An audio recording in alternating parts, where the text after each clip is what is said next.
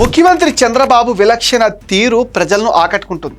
రాష్ట్రానికి ముఖ్యమంత్రి అయిన ఒక సాధారణ వ్యక్తిలా, సామాన్యుల అందరితో కలిసిపోతున్న తీరుపై ప్రజల్లో పెద్ద ఎత్తున చర్చ జరుగుతుంది. కానీ గత ఏడాది ముఖ్యమంత్రిగా 4వ సారి బాధ్యతలు స్వీకరించిన చంద్రబాబు పేదల సేవలో అంటూ పింఛనర్ల ఇంటికి వెళుతున్న తీరు అందరినీ ఆశ్చర్యానికి గురిచేస్తుంది.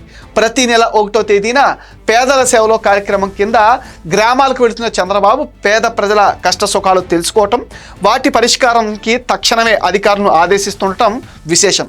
డిసెంబర్ 1వ తేదీన పేదల సేవలో కార్యక్రమం కింద ఏలూరు జిల్లా ఉంగుటూరు నియోజకవర్గంలో సీఎం చంద్రబాబు పర్యటించారు. గోపినాథపురం అనే గ్రామంలో కిడ్నీ వ్యాధి బాధితురాలు గుడ్ల నాగలక్ష్మికి 10,000 రూపాయల పింఛన్ అందజేశారు. ఈ సందర్భంగా నాగలక్ష్మి కుటుంబంతో ముఖ్యమంత్రి చంద్రబాబు ముచ్చటించిన తీరు ఆకట్టుకుంటుంది.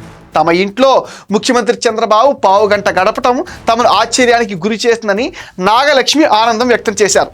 తన కుటుంబ బాగోగులు తెలుసుకున్న సీఎం ఒక తండ్రిలా కనిపించారని నాగలక్ష్మి భావోద్వేగానికి గురయ్యారు. ముఖ్యమంత్రి చంద్రబాబు అత్యంత సాదాసీదాగా నిర్వహిస్తున్న ఈ కార్యక్రమం పైన ప్రజల నుంచి మంచి స్పందన కనిపిస్తుంది.